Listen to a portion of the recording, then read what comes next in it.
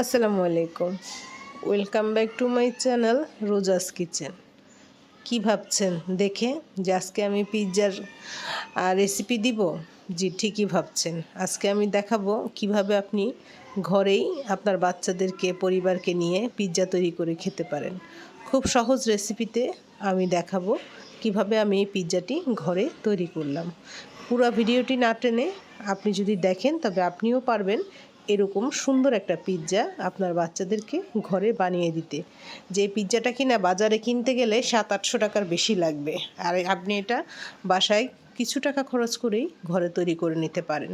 তো চলেন কথা না বাড়িয়ে শুরু করে দেই কিভাবে আমি পিৎজাটা তৈরি করলাম। আরেকটা কথা, যদি যারা আমার এই চ্যানেলে আগে থেকেই আছেন তাদেরকে অসংখ্য ধন্যবাদ, আর যারা নতুন আমার ভিডিওটি দেখছেন তাদের জন্য রইল দোয়া, এবং তারা অবশ্যই আমার চ্যানেলটি সাবস্ক্রাইব করে দিবেন এবং নতুন নতুন ভিডিও পাওয়ার জন্য বেল আইকনটি বাজিয়ে দিবেন।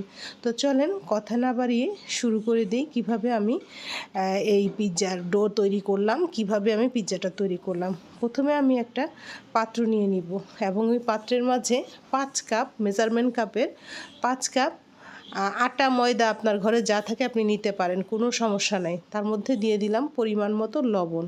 এখন আমি দিয়ে দিব 4 চা চামচ চিনিটা ইচ্ছা করলে কম বেশি করতে পারবেন, তবে চিনি দিতেই হবে। এখন দিয়ে দেব 2 চা চামচ ইস্ট। ভালো মানের ইস্ট দিতে চেষ্টা করবেন, না হয়তো গন্ধ আসে, ইস্টটা ভালোভাবে অ্যাক্টিভ হয় না।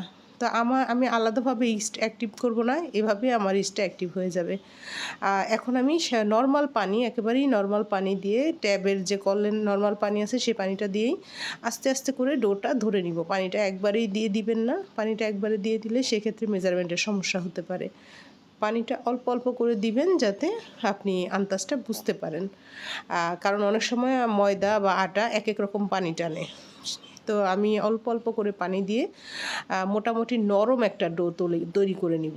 বেশি শক্ত ডো তৈরি করব না, মোটামুটি একটা নরম ডো তৈরি করে নিব, হাতে লাগে মতো, যে মানে আপনি যখন করতেছেন দেখবেন আপনার হাতে লেগে যাচ্ছে, ওই রকম একটা নরম ডো আমরা তৈরি করে নিব। আমি এখন তেল দিয়ে দিব। আমি কিন্তু তেল দেখেন প্রথমে ব্যবহার করি নাই, এটা খেয়াল করবেন। এই পিৎজার ডোটা আপনারা এভাবেই তৈরি করবেন, খুব ভালো রেজাল্ট আসবে। তো এখন আমি দিয়ে দিব রান্নার সয়াবিন তেল, দিয়ে দিলাম 1/3 কাপ। এখন এই তেলটা দিয়ে আমি খুব ভালো করে ময়ান করে নিব বা মথে নিব, যে যার ভাষায় যেটা বলেন। খুব ভালো করে আমি এটাকে মথে নিব। মথে নেওয়াটাই আসলে মূল কাজ। খুব ভালো করে মথে নিলে আপনি খুব ভালো একটা রেজাল্ট পাবেন। তো আমি এইভাবে মথে নিয়ে 10 মিনিট রেখে দিয়েছিলাম। 10 মিনিট রেখে দিয়ে 10 মিনিটের জন্য আমি ডোটা আবার ময়ান করে নিব। একটা কথা খেয়াল রাখবেন যে ময়ানটা যত ভালো হবে আপনার তন্দুরের খামিরটা, মানে নানের পিৎজার খামিরটা তত ভালো হবে। এটা দিয়ে কিন্তু আপনি তন্দুর রুটির নান তৈরি করতে পারবেন। এটা হাতে লেগে লেগে আসবে, তো যখন হাত থেকে লেগে লেগে একটু ছেড়ে দিবে তখন বুঝবেন যে এটা পারফেক্ট হয়ে গেছে। তারপর হালকা হালকা ময়দার বা আটার গুঁড়ি ছিটিয়ে আপনি ডোটা ভালো করে ধরে নেবেন। একটা সময় দেখবেন আপনার হাতে আর লেগে আসতেছে না, হালকা লাগবে, মানে প্রথম দিকে যে অনেক অনেক লেগে যায় ওই রকম লেগে যাবে না। এই ডোটা ঠিকমতো তৈরি করতে পারলে আপনি সুন্দর পিৎজা তৈরি করতে পারবেন। তো মোটামুটি হয়ে গেছে আমার, এটাকে আমি 1 ঘন্টার জন্য রেস্টে দিয়ে দিব। এই কারণে উপরে একটু তেল দিয়ে দিলাম, না হয়তো ড্রাই হয়ে যাবে। তেল দিয়ে এটা ঢেকে আমি 1 ঘন্টার জন্য রেস্টে দিয়ে দিই। অন্যদিকে আমি একটা প্যান চুলায় তুলে দিয়ে দিলাম এবং মুরগির বুকের যে মাংসটা সেটা আদা রসুন আর লবণ মেখে রেখে দিয়েছিলাম, ওটাকে আমি এখন তেলে ভেজে নিব।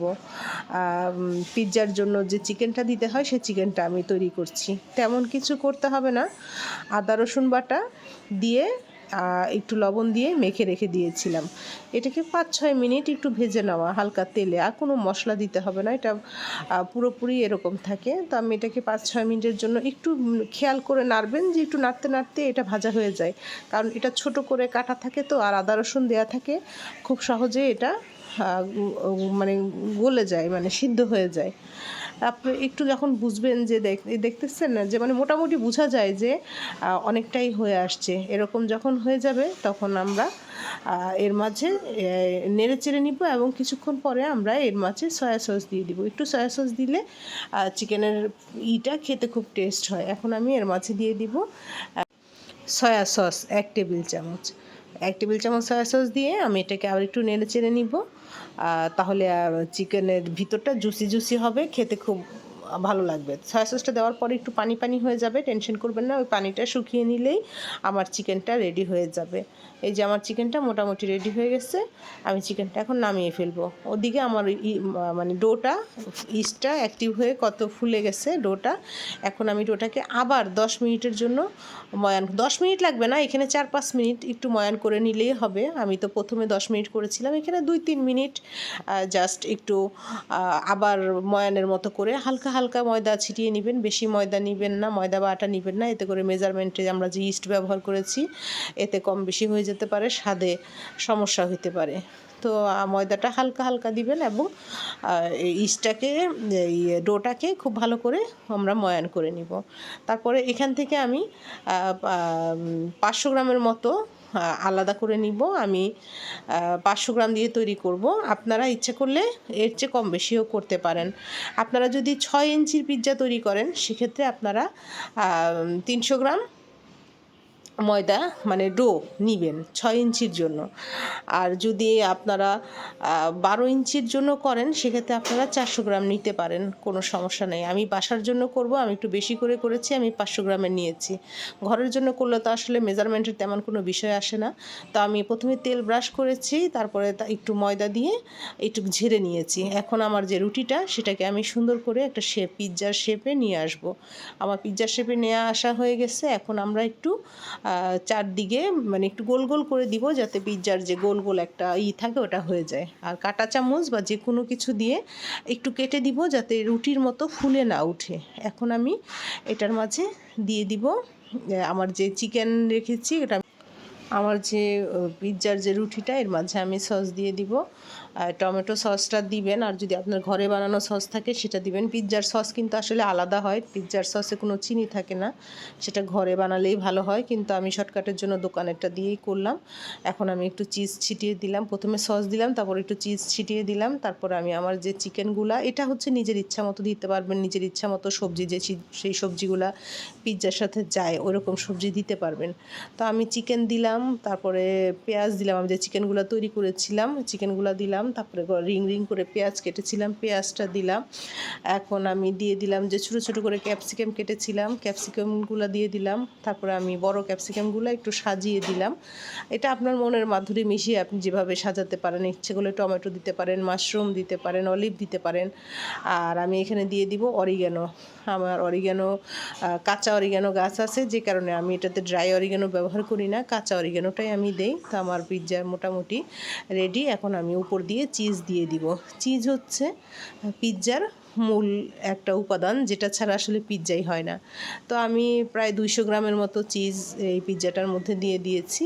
আমার পিৎজাটা মোটামুটি একেবারে বেক করার জন্য রেডি হয়ে গেছে। তো আমি আজকে বেক করব গ্যাসের চুলায়, আমি ওভেনে করব না। আপনারা যদি ওভেনে করেন সেক্ষেত্রে আপ ডাউন হিট অন রেখে 180 ডিগ্রিতে 20 মিনিটের জন্য করে নেবেন। তা আমি একটা হাঁড়ি চুলায় তুলে দিয়ে দিলাম, এর মাঝে আমি একটা স্ট্যান্ড দিয়েছি এবং স্ট্যান্ডের মাঝে আমার যে পিৎজাটা সেটা বসিয়ে দিলাম।